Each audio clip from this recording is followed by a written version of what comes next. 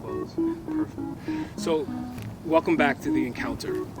As you know, we take time out with really cool people and talk a little bit about the connection between nature and technology, and even more so, what's near and dear to my heart is the connection to that in young children. Right here, and I don't know what name to use. What's that? What's wrong?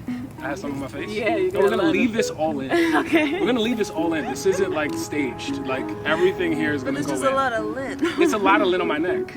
Because sometimes it catches, but so welcome back to The Encounter. If you like what you're seeing, please like and subscribe. Today we have technologist, muse, and mother, Alfalfa Brown. We hope you enjoy.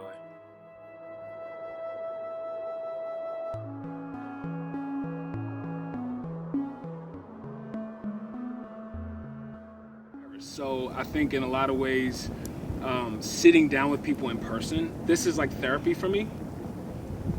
And to be able to like recap times, like I've never planned on moving back.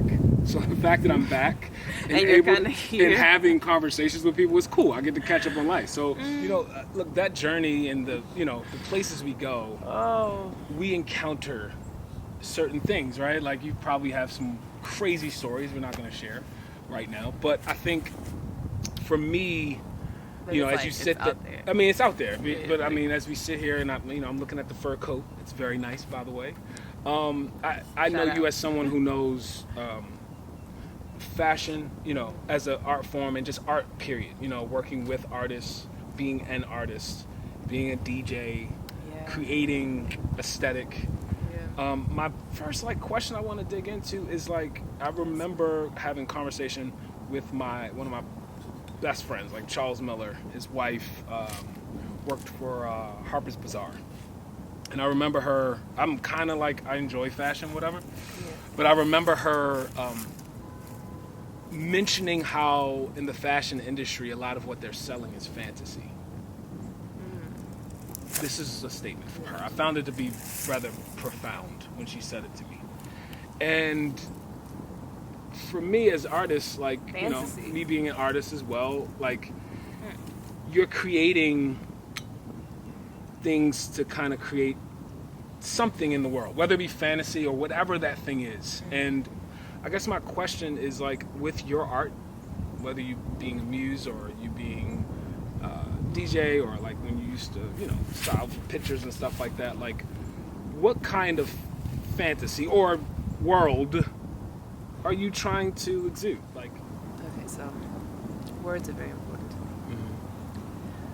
And the words that I use to describe this thing is not, it's not really, well, it just has to be observed or held and then examined a little bit.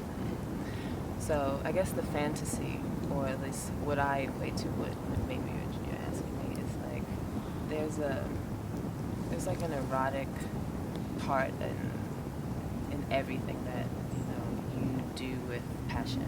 And the eros, or the erotic part about it, it's not always talking about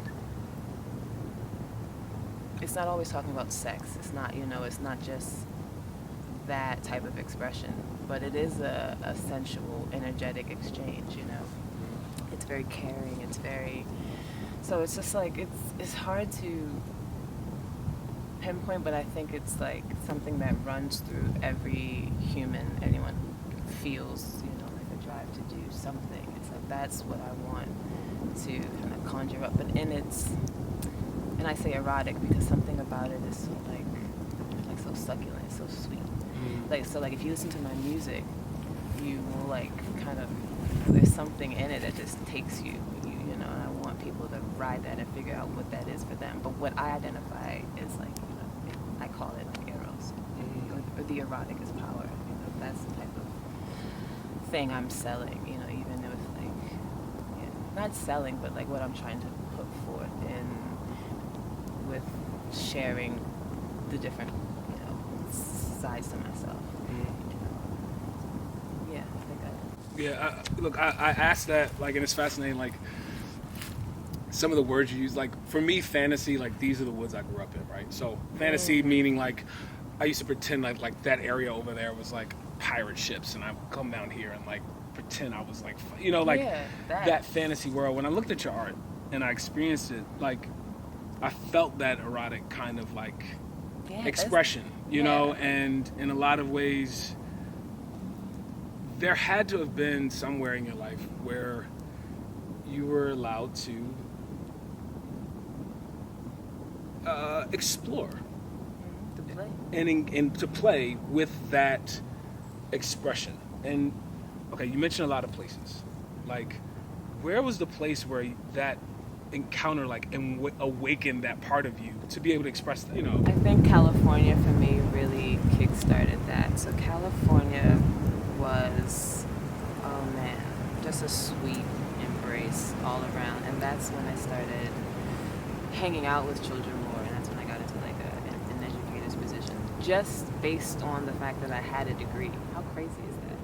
Like, I think it's man, I think that is crazy. Let's well, just crazy because in terms of like, you know, I did not have certain other like EC credits or other things, right. You know, but I did have just like a nice disposition and a demeanor, and people trusted me. And an energy where you want to engage with children. I mean, the fascinating thing right now in the education industry, right, is that there's a teacher shortage, and there probably will be for a while.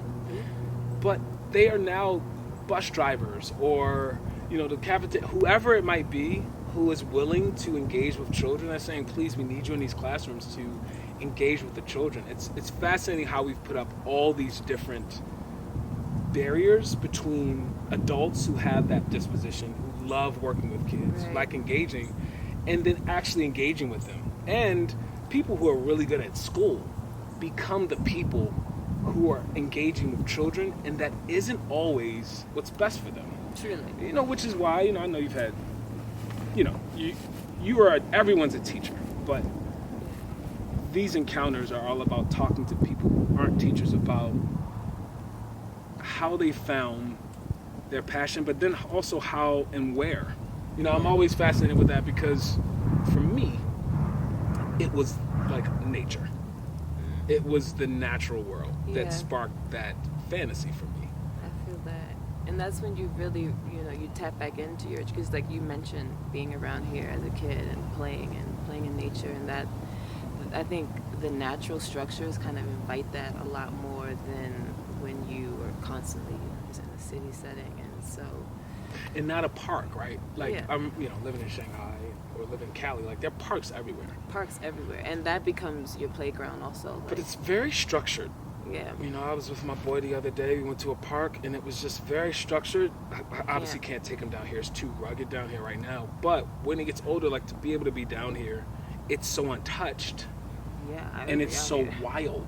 Yeah. That your brain, I mean, I come down here now, my brain goes wild. And it's where, you know, I got down here, like, it's the inspiration for every project I've ever worked on, is being down here in the woods and just tripping out. And, you know, this isn't a G-rated interview. Like, you know, the trips I've taken, whether on planes or otherwise, you know, you see things, you engage with another part of the dimension, and nature does that for me. But what is it for you? Childhood. Yeah, childhood is all about that. I think that is one thing that I was able to get back to by jumping from New York City, concrete, dense place, slam into California, Oakland, where it's just lush and beautiful and just a trip in itself, you know, not to mention, you know, that's when I got my medical marijuana card and just, you know, encountered another frequency, and, you know, and and then I was exposed to children and realizing, okay, these structures that we've placed for them are just awful. Just completely, it's so limiting, and how dare we put so many kids in one setting together, thinking that everyone's gonna have their needs met and have a good time. So that's when I started to like open up the idea of schooling and finding myself in different educational roles were just where I was having an influence on one or two children to make a very small experience like very like expansive. I love that. Just because I have to do something with what's around us. So like the parks, in California, yeah, they're numerous, but there's so many other kids and people. So the whole neighborhood became an exploration for us. Like we would literally like get down at the level of just where a kid is, and everything at this level is so interesting. Right? Everything, everything took.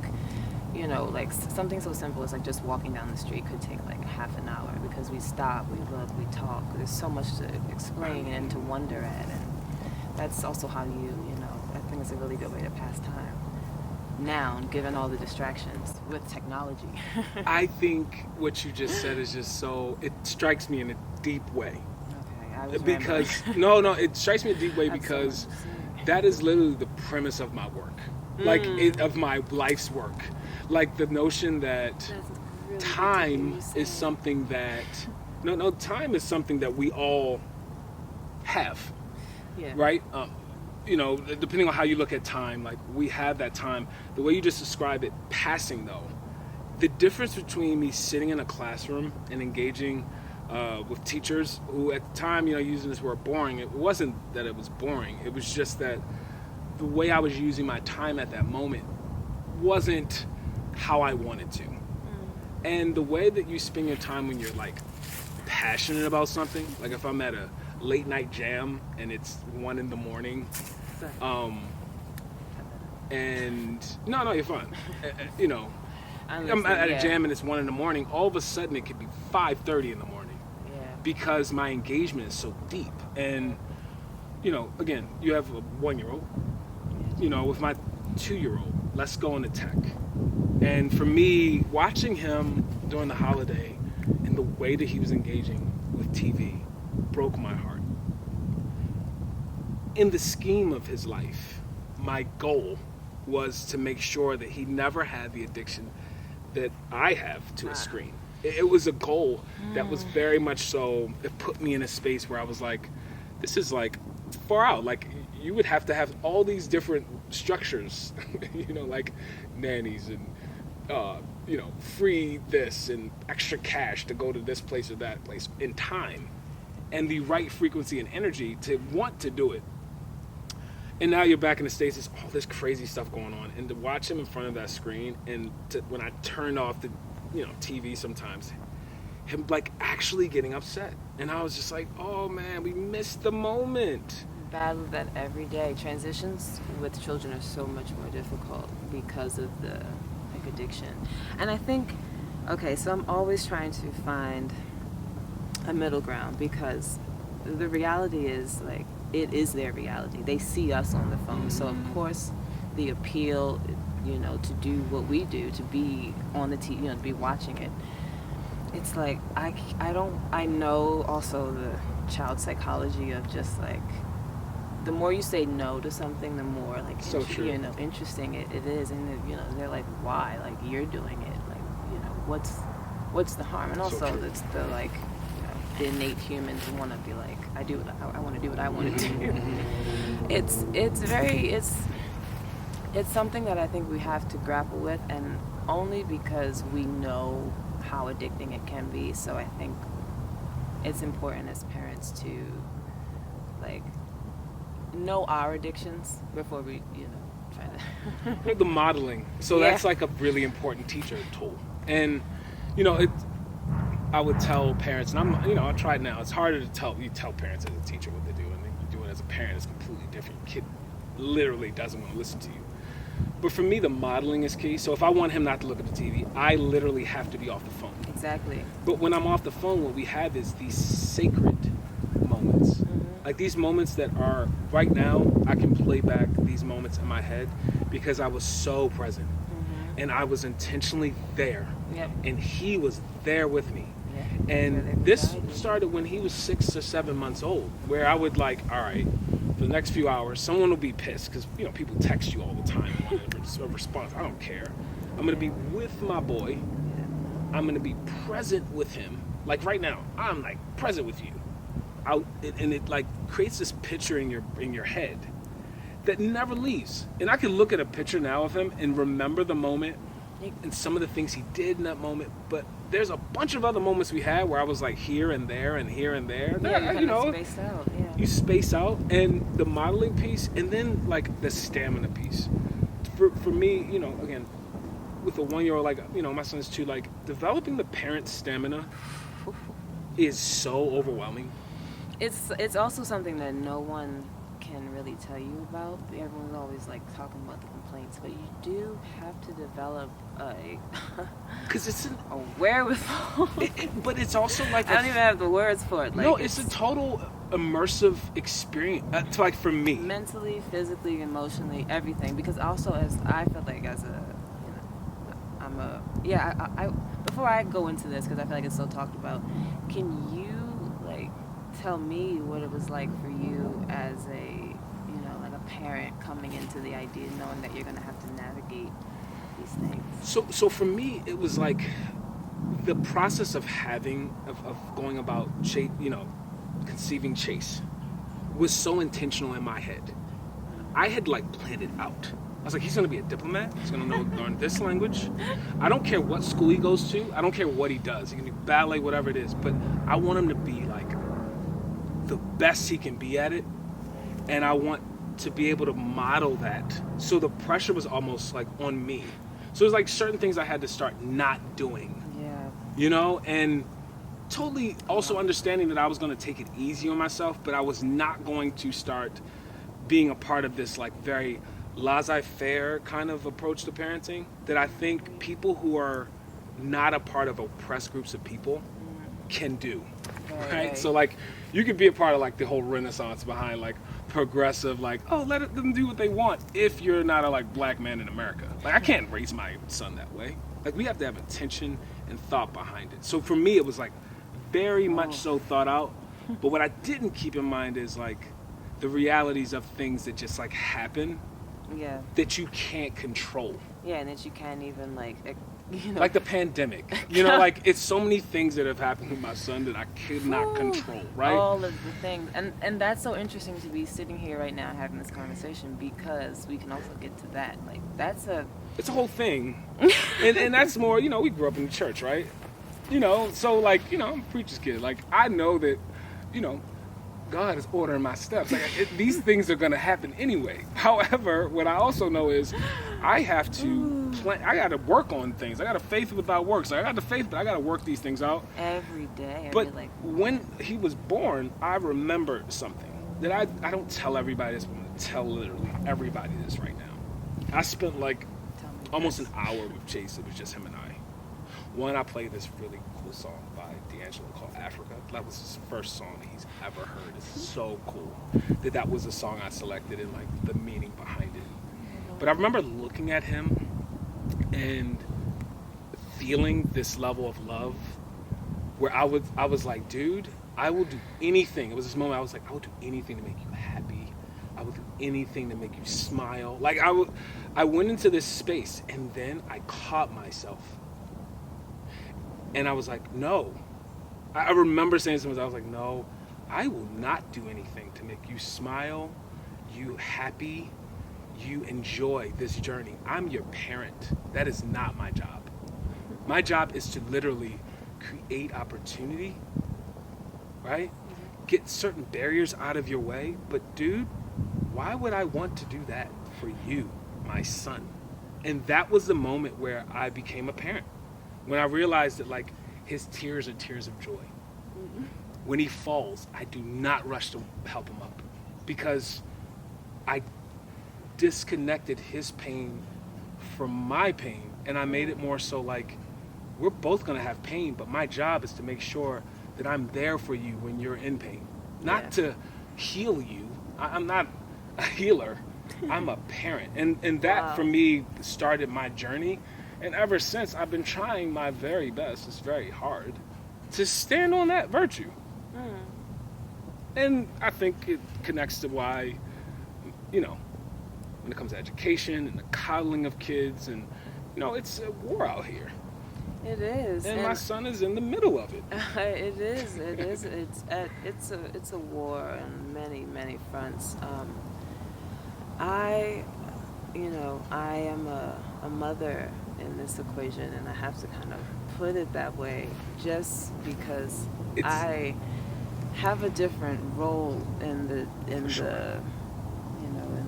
scheme of relating to children. Like it's okay, so going back to my trip in California, I started teaching. I just wanted to get my hands in education, see what was going on in schools, what's school like now that I'm out of school. And so I went all around, got really tripped out and burnt out by that experience. Burnt out because I felt like I wanted to do too much, and I'm only one person, and the support was just not really there. But anyway, so I found another way to still teach children. I went into tutoring, and then from tutoring I went into what I consider high class babysitting, which is taking care of children whose parents don't have the stamina for various reasons, whether it's age, whether it's lifestyle, whatever, and just kind of coming into these families and being a service until I met this one family that had this one kid. He's like my youngest friend to date, but I hung out with him from the ages of 2 until about, I think he was almost 4 or 4.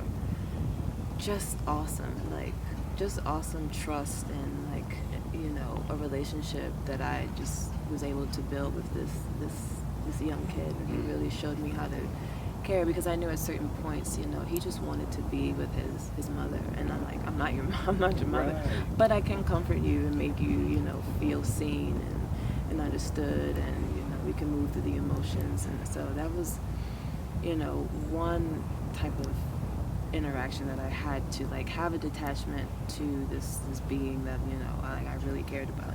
He's not my kid, to now I'm having my own child, which is whoa.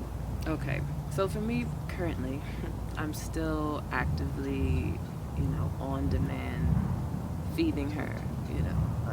I'm still a source of nutrition. That connection creates another pocket of time that only I can have with her. And we are going through the process of having to constantly change and disconnect as she gets more mature, and so in doing that throughout my day, I am so aware of phones and those types. Someone has a smart TV, it's what are you going to do? These frequencies are always around you. Either they're in the other room, or they're here, they're there. I just find myself a lot less on my phone or on the computer, so I have a lot more intentional moments, and that's what I think is just really what's important to navigate during the high demand of technology right now. Yeah. And I say high demand because we have to do so much with it. Just get straight to it. We are responsible for how this kind of happens for them, the kids. It is. It's because very true. They are watching us navigate this. So while we're in this fight, and I say it's a fight because the internet can be this really beautiful, open, free exchange, but right now what we have is surveillance capitalism. And that's the most harmful thing that I want to keep her away from for as long as I can. And I mean that to say as long as we are still trying to figure out how to not treat each other like property. Essentially, that's what's happening with data and data mining, and that's just my biggest sort of issue with it right now. Also, the addictive nature of it. There's a lot of moving parts. And speaking of being in nature and why I think it's so important to connect the bridge of putting children back outside is because I think the time that we're coming in, it's we need to be aware of what we're doing before we just forget Mm-hmm. where we've been, or where, you know, what's around us, because the phone, the digital world is so, it's just so enticing. And I think children are born with, I mean, all of us, not just the children coming into the world, but humans, we have a natural diffuse awareness that we just need to really, you know, maintain. Otherwise, yeah, we're going to have to do Mars. Because Earth's is going to be completely ruined. I think I want to give you the last word, and that being something for us to ponder on. I don't want to wrap that up, because that was a very beautiful way to put not only your concerns, but also to put your mission as a mom. And again, I appreciate you bringing that other side of the spectrum, which is very important, as I've talked about. Yeah, because we have to constantly intersect. We have to be what we are. We have to respect what we are. We have to. Know? And that's just. And we have to, and that's what this is about. Like, not in challenging each other's perspectives, but having an encounter with perspectives that are not your own helps humanity to not only just be more, you know, harmonious and like to work together, but also it helps human beings to expand and to develop more into whatever beings we're supposed to be. So, this is The Encounter. We'll come back with another episode soon. This is Alfalfa Brown. Like, look her up. Check out her. Really awesome. Listen to, you know, look her up. She is really unique, and I so appreciate your time. Peace.